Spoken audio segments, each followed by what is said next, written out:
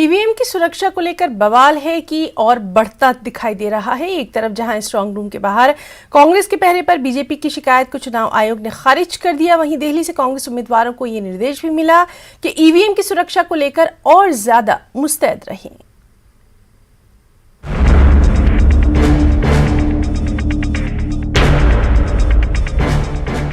Strong room पर और सख्त होगा कांग्रेस का पहरा।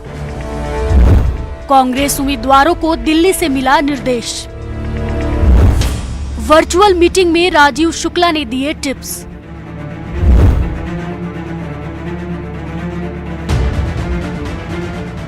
ये उसी वर्चुअल मीटिंग की तस्वीरें हैं जिसमें हिमाचल कांग्रेस के प्रभारी राजीव शुक्ला ने ईवीएम की सुरक्षा को लेकर उम्मीदवारों के साथ मंथन किया। इस ऑनलाइन मीटिंग में राजीव शुक्ला ने उम्मीदवारों को अपने अपने इलाके में स्ट्रांग रूम पर पहरा और सख्त करने का निर्देश दिया। बताया जा रहा है कि उम्मीदवारों को ये भी समझाया गया कि ईवीएम में छेड़खानी कैसे की जा सकती है और उसे रोकने के लिए हमें क्या क्या करना है। पोलिंग होती है, उस दृष्टि से जो है वो पोलिंग समाप्त होने के बाद वो मशीनों के साथ जो है वो स्ट्रांग रूम तक जाता है।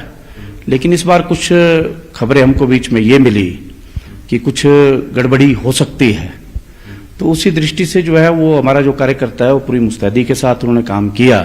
तो आज स्ट्रांग रूम के बाहर कोई ये नई बात नहीं है कि हर पॉलिटिकल पार्टी के लोग जो है वो अपने लोगों को वहां पर रखते हैं। बड़ी बात यह है कि कांग्रेस उम्मीदवारों को दिल्ली से ये निर्देश तब मिला है जब बीजेपी ने स्ट्रांग रूम के बाहर कांग्रेस के पहरे को ही ईवीएम की सुरक्षा के लिए खतरा बताकर चुनाव आयोग से शिकायत की, जिस पर ईसी ने ये साफ किया है कि हर उम्मीदवार को स्ट्रांग रूम पर निगरानी का अधिकार है और इसके लिए आयोग की तरफ से उसे सीसीटीवी फुटेज के निगरानी की भी सुविधा दी जाती है।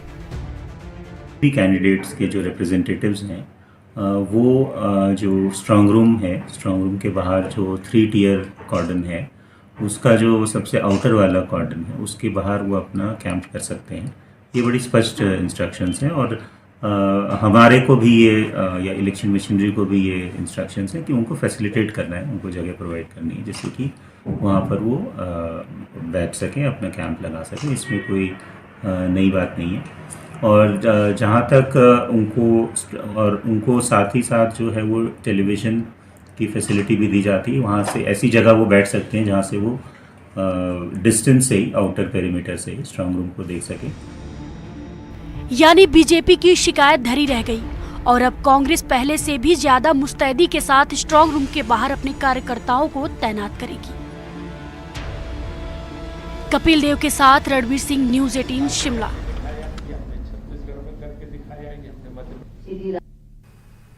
एक तरफ कांग्रेस को नतीजों से पहले ईवीएम में छेड़खानी का डर सता रहा है, दूसरी ओर नतीजों के बाद अभी से हॉर्स ट्रेडिंग का खौफ भी सताने लगा है। कसमपुटी से कांग्रेस विधायक अनिरुद्ध सिंह ने गंभीर आरोप लगाते हुए दावा किया कि बीजेपी को 25 से 28 सीटें आने वाली हैं, जिसके बाद विधायकों की खरीदो फरोख्त का खेल हो सकता है।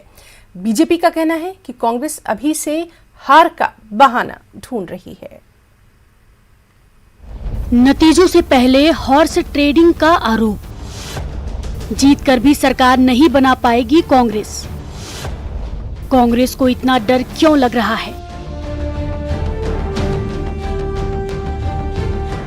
वोटिंग के बाद से ही कांग्रेस ईवीएम में छेड़खानी को लेकर सशंकित है। डर ऐसा है कि हर स्ट्रांग रूम के बाहर तंबू गाड़ दिया है, जहां से उसके कार्यकर्ता 24 घंटे पहरेदारी कर रहे हैं। लेकिन अब कांग्रेस का उससे भी बड़ा डर सामने आया है। कसुम्पटी से पार्टी विधायक अनिरुद्ध सिंह ने ये आशंका जाहिर की है कि नतीजों बाद बीजेपी उसके विधायकों को तोड़ सकती है और ये बात वो मुख्यमंत्री का नाम लेकर कह रहे हैं। वो ये भी लोगों को ये बोल रहे हैं, माननीय मुख्यमंत्री, कि हमारी जो दिल्ली की हाई कमांड है वो हमारी सरकार बनाएगी, बेशक हम 24-25 सीटें लेके आ रहे हैं। आपके पास कहा? सभी को बोल रहे हैं, तो किसको नहीं बोल रहे हैं, वो खुद ही बोल रहे हैं 25-28 सीट से हमारी ऊपर नहीं आ रही है, परंतु फिर भी जो है अमित शाह जी जो है सरकार बनाएंगे। तो आप अंदाज़ा लगा ही सकते हैं वो किस ओर इशारा कर रहे हैं, क्या होने वाला है। तो आप समझ सकते हैं किस तरह के लालच, लोभ, लुभावन वादे जो है। अनिरुद्ध सिंह से पहले कांग्रेस विक्रमादित्य सिंह भी यही आरोप लगा चुके हैं, जिस पर बीजेपी का कहना है कि ईवीएम के साथ ही कांग्रेस को अपने उम्मीदवारों पर भी भरोसा नहीं, रही बात हॉर्स ट्रेडिंग की, तो बीजेपी ना तो ऐसा करती है और ना ही इसकी जरूरत पड़ेगी। कभी हाउस ट्रेडिंग करना भारतीय जनता पार्टी की आदत नहीं है और हिमाचल प्रदेश में तो भारतीय जनता पार्टी स्पष्ट बहुमत के साथ सरकार बना रही है। इसलिए कांग्रेस नेताओं को इस बारे में सोचने की आवश्यकता नहीं है और मुझे लगता है कि कांग्रेस पार्टी के नेताओं को अपने प्रत्याशियों, अपने विधायकों पर ही विश्वास नहीं है, तो उन्होंने ऐसे प्रत्याशियों को उम्मीदवार ही क्यों बनाया जिन पर उन्हें विश्वास ही नहीं है। बीजेपी ये भी कह रही है कि कांग्रेस अपनी हार देखकर अभी से कई तरह के बहाने तलाशने में जुट गई है ताकि नतीजों बाद उन पर ठिकरा फोड़ा जा सके। राजेंद्र शर्मा के साथ रणबीर सिंह, शिमला, न्यूज़ 18।